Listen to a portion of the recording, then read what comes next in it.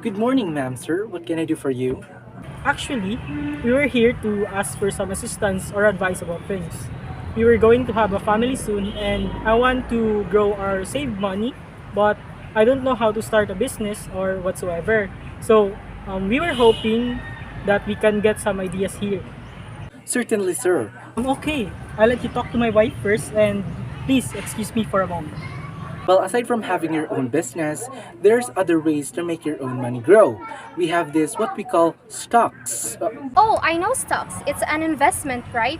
That represents a share or a partial ownership of a company. Stocks are one of the best ways to build wealth. Investing in stocks entails purchasing stock in a publicly traded company. The company's stock is made up of those small shares, and by investing in it, you're betting that the company will develop and perform well over time. Your shares may become more valuable as a result, and other investors may be prepared to buy them from you for a higher price than you're paid.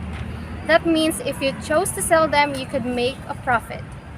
Well, there are two main types of stocks, the common stock and the preferred stock. Where common stock is well known. When people talk about stocks in general, they are mostly likely referring to this type. Well, in fact, the majority of the stock issued is in this form. We basically went our features of common stock in the last section.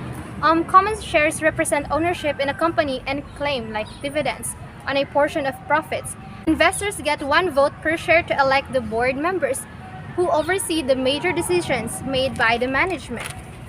On the other side, like preferred stock represents some degree of ownership in a company but usually doesn't come with the same voting rights.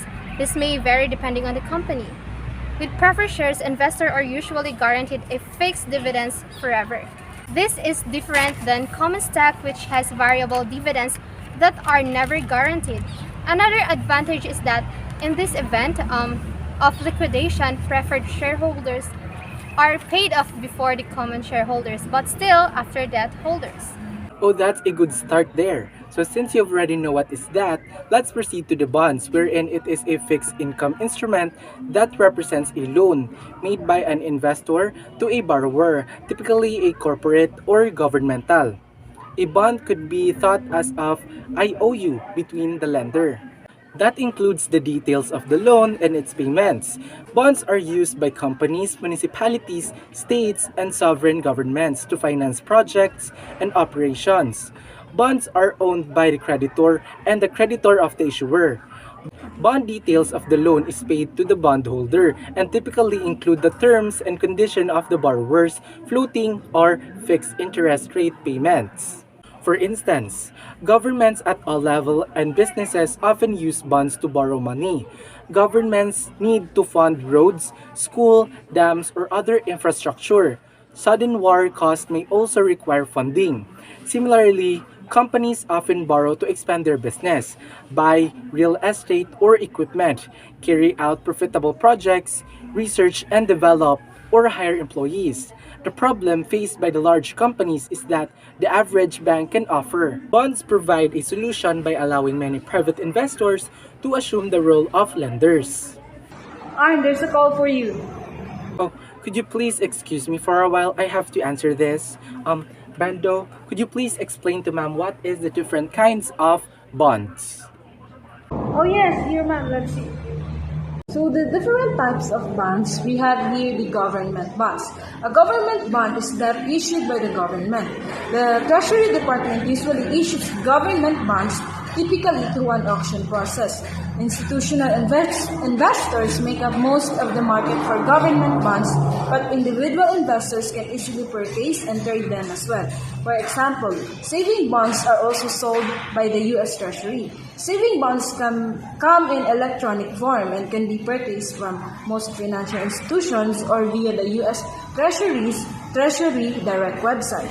When a savings bond matures, the investors receive the face value of the bond plus accrued interest. Saving bonds are not redeemable for the first 12 months, but they are outstanding. And investors who redeem within the first 5 years forfeit the last 3 months of interest as a penalty. And we have also the corporate bonds.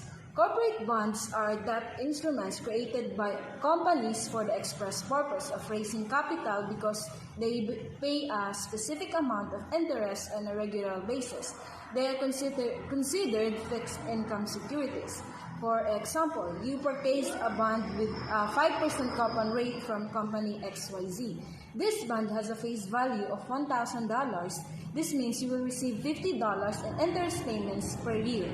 Since corporate issuers usually make payment in 6-month installments, you might receive $25 in January and the other $25 in June. For information about the payment schedule, be sure to check the prospectus, indenture agreement, and bond certificate for disclosures.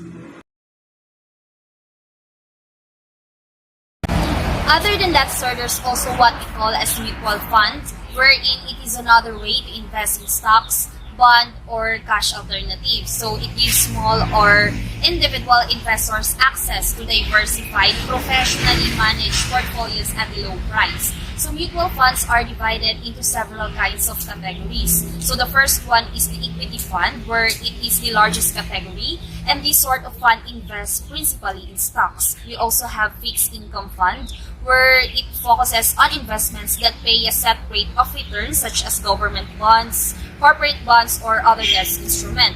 We also have index funds, balance funds, money market funds, income funds, specialty funds, and exchange-traded funds. So how does mutual funds work? So mutual funds collect money from several investors, and all the money put together is then invested.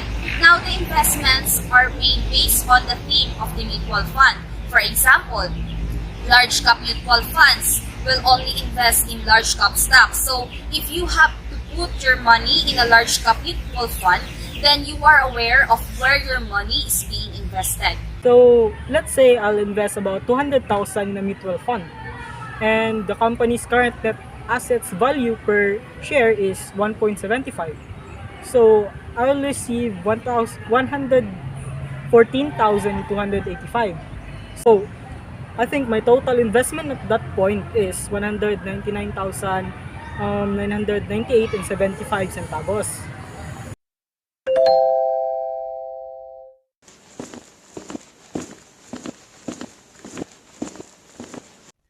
Hello, Momster. Are you interested in home ownership? We are offering a housing loan. The base lending rate as of now is at 6%, which means your interest will be 3.5% on a loan. Home owning or providing housing also serve as an investment. This home comes in a different form such as house, apartment, condominium, and etc. And you are the homeowners. So a home is a decent investment. Typically, a home will increase in value by 2 to 3% a year. So that is far less than money invested in the stock market and about the same as money invested in gold. So the advantage is that you have a place to live. So it is better to use of your money than paying rent. For quite a few people, when they reach retirement age, of a very large percentage of their net worth is tied up in their house. If they had rented instead, they would be retiring with a very meager assets. So owning a home gives a sense of belonging that doesn't go with renting. It provides a feeling of stability and a pride of ownership. So, what are you waiting for, mom, sir? Start owning your house now. No, thank you.